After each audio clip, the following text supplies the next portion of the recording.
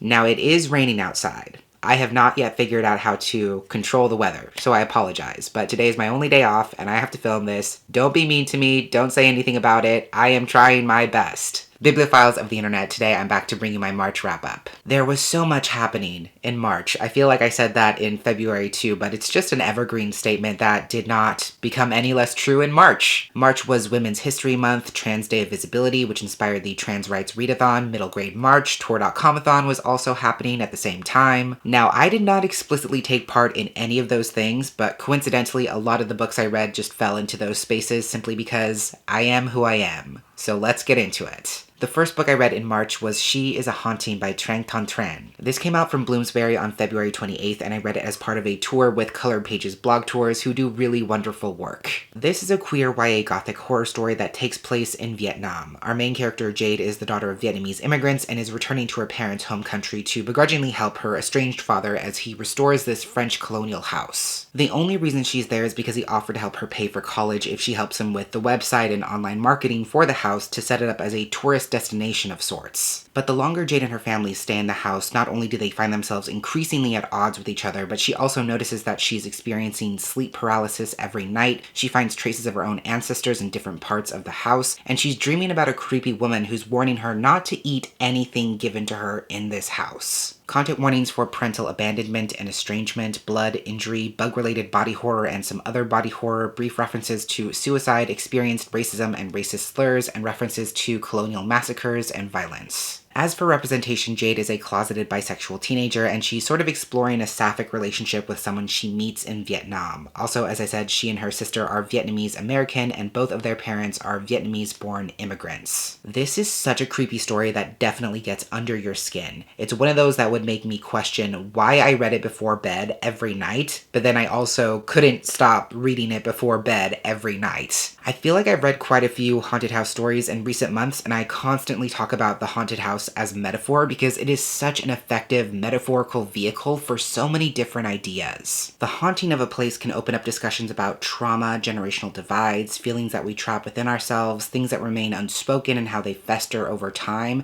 and I feel like the haunting in this story is absolutely addressing all of those things. Here, the haunted house stands for a perversion of everything an ideal home is supposed to represent: safety, shelter, family, control, stability, nurturance. As the house slowly starts invading Jade herself through disturbing dreams, losing control of her body, being subjected to horrific visions and intense discomfort, there's a thematic transference as the body itself becomes a haunting grounds. And as I've said before, what does it mean to be haunted if not to feel the past violently, desperately trying to make itself known in the present, if not being forced into confronting buried secrets in a tangible, quantifiable form of some kind? The synopsis makes no secret of the fact that the story is using ghosts as a way to address colonial trauma specifically, and I think it does so incredibly effectively, especially when there's this thread about the characters feeling divided between homeland and cultural experience. Jade and her sister are Vietnamese American, so they don't feel Vietnamese enough, especially not being comfortable with the language, the mannerisms, the landscape, the norms. But surprisingly, their father also doesn't feel like he belongs, because having left Vietnam for America, a lot of people see him as someone who abandoned his home, someone who's a cultural traitor of sorts. So that's why he's so desperate to pour so much work and so much of himself into restoring this French colonial home, because he wants tangible proof that he's contributing and connected to this country,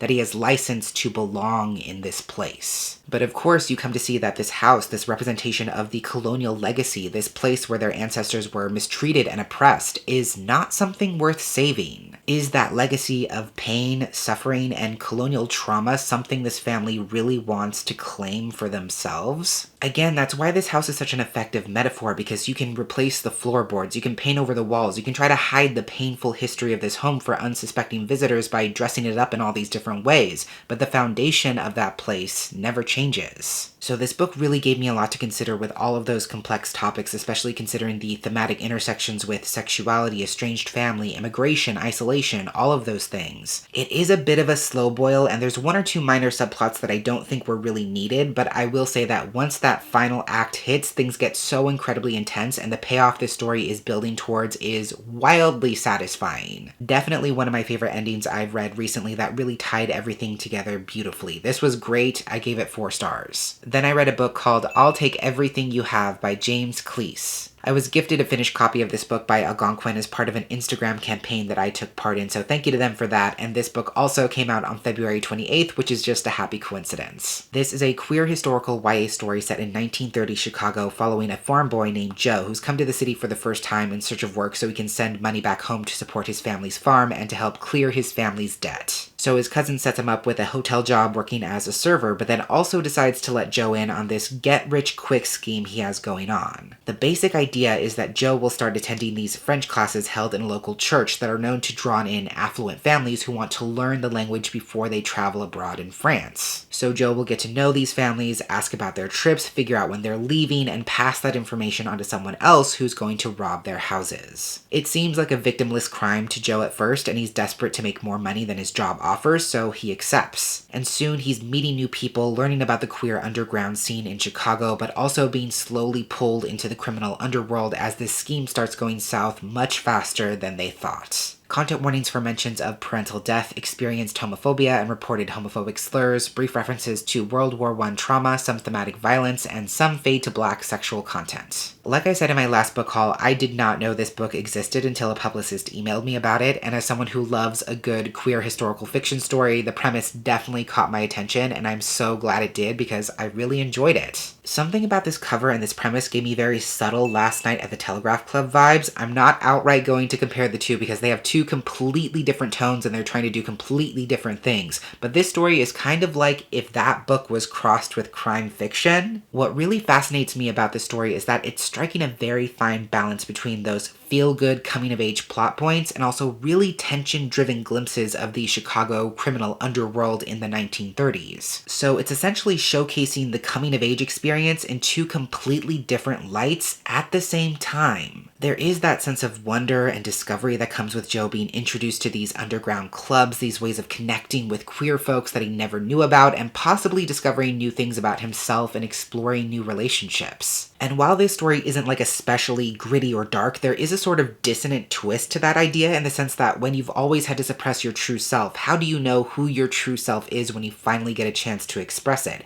And will you actually like whoever it is that you find? Like, what if your true self is a bad person, right? So we definitely see Joe experimenting with this newfound freedom of being able to present himself however and as whoever he wants. But again, just as there's an opportunity to be someone incredible, with that freedom also comes the opportunity to make mistakes. And on that note, I do want to make it abundantly clear that this is a coming-of-age story. It is not a queer romance, even though Joe is having some romantic or even physical experiences, and it's also not about morally upstanding gays, which I kind of love. I kind of love that we have a main character who's discovering and even crossing the boundaries of morality, not only because it challenges this idea that any story about queer characters has to show queer folks in the best possible light in order to prove that our stories are valuable, but also because it really ties into some interesting themes about the intersection of safety and lies. The core of this discussion is really that concept of authenticity, which can really be a double-edged sword, especially in terms of queerness, because a lot of people have to hide parts of themselves in order to stay safe, which is incredibly valid.